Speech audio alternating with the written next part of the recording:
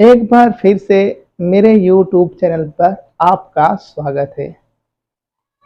आज हम आपके लिए लेकर आए हैं न्यू टॉपिक एवोल्यूशन का। इसके प्रीवियस वीडियो में हमने एवोल्यूशन में यूज होने वाला जो सीक्वेंशियल जो टर्म है उसके बारे में अच्छे से डिस्कशन कर रखा है। आज हम उन टॉपिक को वन बाय वन डिटेल में एक्सप्लेन करेंगे। तो आज जो एक्सप्लेन करेंगे वो है इवोल्यूशन के डेफिनेशन से स्टार्ट करेंगे। मेरा ये जो वीडियो है वो कंसेप्ट बिल्डिंग वीडियो है और इसलिए मैं इस वीडियो में एनसीईआरटी की लाइन बाय लाइन नहीं पढ़ाऊंगा। मैं आप लोगों को एक कंसेप्ट बिल्ड कराऊंगा। पहले इस लेक्चर को आपको देखना है और सभी टॉपिक को अच्छे से अंडरस्टूड करना है। अंडरस्टूड करने के बाद अपने एनसीईआरटी लेना है और उसमें वन बाय वन सभी लाइनों को पढ़नी है, देखना। उसके बाद हर एक लाइन का अच्छे से उसका क्या बेसिक नॉलेज है, उस लाइन का एक्चुअल बेस क्या है, वो लाइन तुम्हें क्या नॉलेज दे रही है, ये अच्छे से समझ में आ जाएगा। एक बार करके देखो, क्योंकि YouTube चैनल पर मेरा वीडियो बनाने का जो मेन कंसेप्ट है वो एनसीईआरटी की लाइन बाय लाइन नहीं कवर करना है, मुझे एक कंसेप्ट बिल्ड कराना है। और मैं इस लेक्चर के थ्रू मैं आपको इतना मटेरियल प्रोवाइड करा दूंगा कि एनसीईआरटी बिल्कुल आसान लगने लगेगी। और यही एनसीईआरटी पढ़ने का सही तरीका भी है। बिना समझे अगर एनसीईआरटी बस पढ़ते जाओगे, 30 बार पढ़ोगे, तब भी वो कंफर्म नहीं हो पाएगा, समझ में नहीं आ पाएगा। तो रटने की सिवा और कुछ नहीं बचेगा। तो इस तरह के रटने वाले जो नॉलेज है उसका यूटिलाइजेशन लाइफ में नहीं कर सकते हैं। ऐसे नॉलेज जो कि हमको रियलाइज होते हैं, समझ में आते हैं, जिनका डेली लाइफ से कनेक्शन है, वही हमारे माइंड में, वही हमारे ब्रेन में रह जाते हैं। इसलिए सबसे पहले कंसेप्ट बिल्ड करिए, चाहे वो फ्रेशनर स्टूडेंट हो, 11-12 में पढ़ने वाले, चाहे वो ऑलरेडी 1 साल 2 साल ड्रॉपर स्टूडेंट हो, सबके लिए यही, सब पर यही अप्लाई होता है कि आप नॉलेज को बिल्ड करिए। अधिक से अधिक एग्जाम्पल, अधिक से अधिक जो बायोलॉजिकल टर्म है उसको आप अच्छे से पढ़िए। उसके बाद ढेर सारे प्रैक्टिसेस कीजिए मल्टीपल चॉइस क्वेश्चन की, और फिर यही आपकी जो प्रैक्टिस है वो आपको परफेक्ट बनाएगी। आज जो हम स्टार्ट कर रहे हैं वो है इवोल्यूशन के डेफिनेशन से स्टार्ट कर रहे हैं। आप सभी लोग जानते हैं कि इस पूरे यूनिवर्स में एक सन है और उससे उसके सराउंडिंग में 8 प्लेनेट है जो कि उसके चारों तरफ जो होते हैं वो रोटेट करते रहते हैं। और इन सभी अगर प्लेनेट की बात करें तो उसमें अर्थ एक ऐसा प्लेनेट है जिस पर कि लाइफ जो है प्रेजेंट है, और किसी भी प्लेनेट पर लाइफ एग्जिस्ट नहीं करता है। तो कैसे अर्थ पर लाइफ एग्जिस्ट किया, अर्थ पर इतनी ज़्यादा वैरायटी कैसे जनरेट हुई, यही कुछ जो है वो इस चैप्टर का मेन मकसद है। आप लोग भी समझते हो कि जैसे ही इन्वायरमेंट चेंज होता है, उस चेंज इन्वायरमेंट के अकॉर्डिंग हम लोगों को भी चेंज करना पड़ता है। और जो लोग ऐसा नहीं कर पाते हैं, नेचर उनको किल कर देता है। इसका मतलब है कि इस अर्थ पर जितने भी इंडिविजुअल हैं वो डायरेक्ट इन्वायरमेंट के टच में हैं और इन पर इन्वायरमेंट का डायरेक्ट इफेक्ट पड़ता है। उस इफेक्ट के अकॉर्डिंग इंडिविजुअल अपने आप को एडॉप्ट करता है।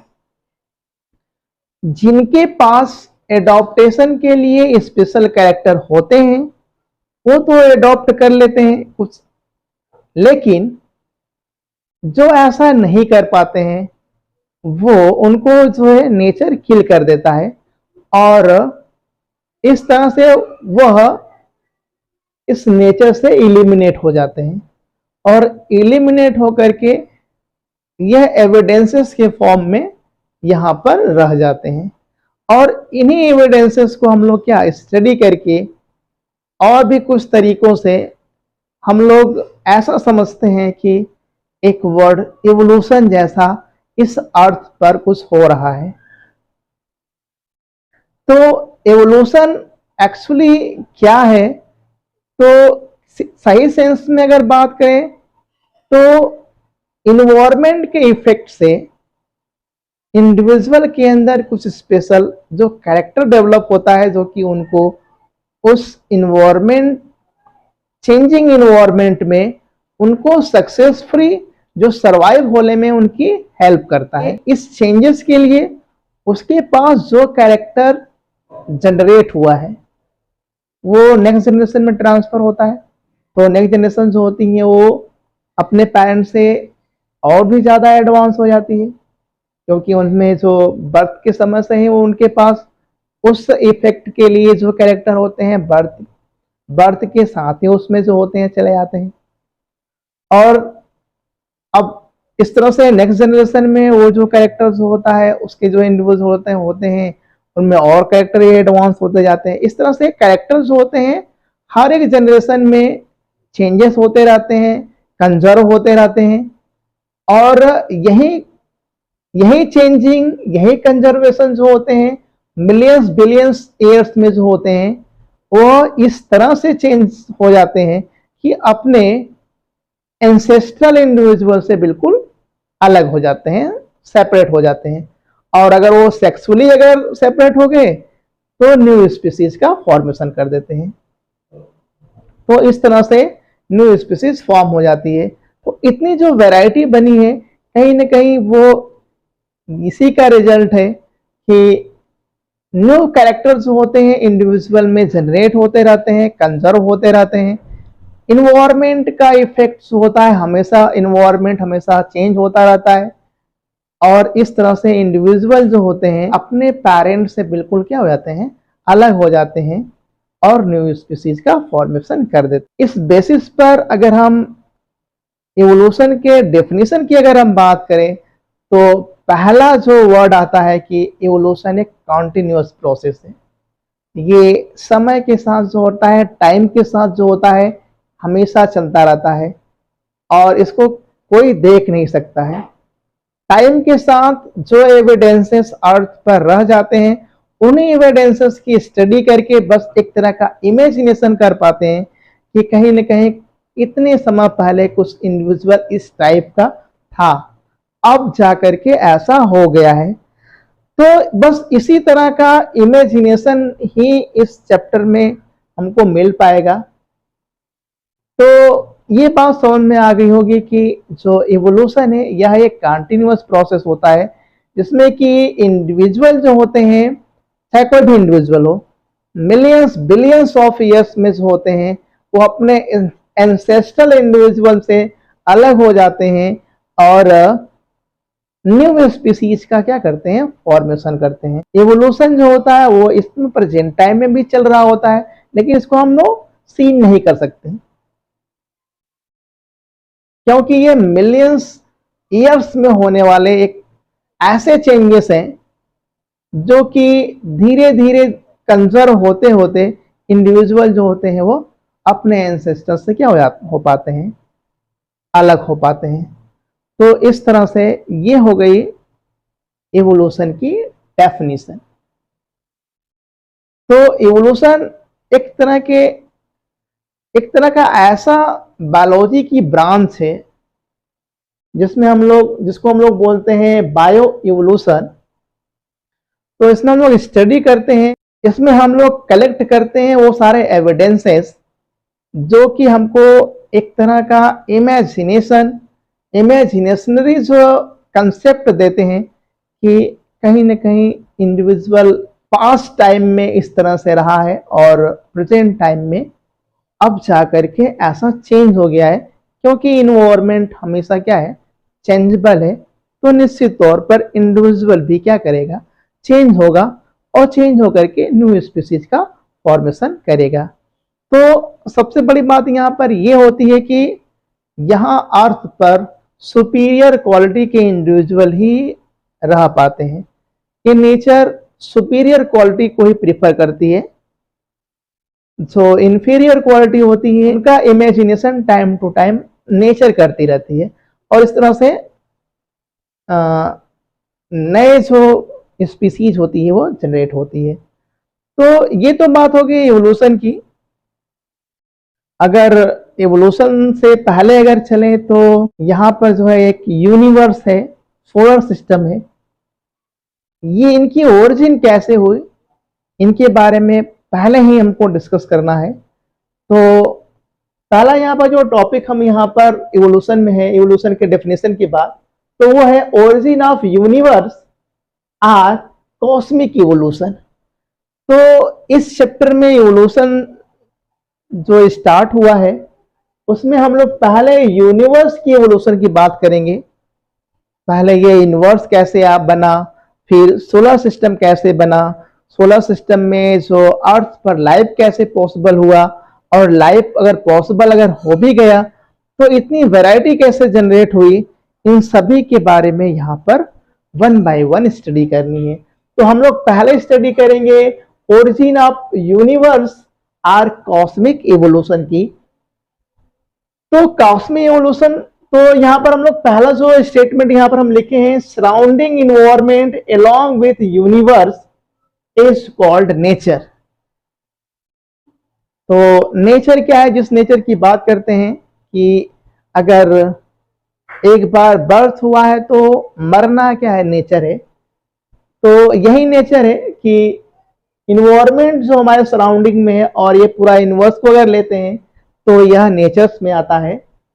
और study of universe is called cosmology, जिसमें कि अगर हम यूनिवर्स की स्टडी करते हैं तो उसको क्या बोलते हैं, कॉस्मोलॉजी बोलते हैं। The branch of biology which deals the study of evolution of nature called evolutionary biology, evolutionary biology या बायो इवोल्यूशन।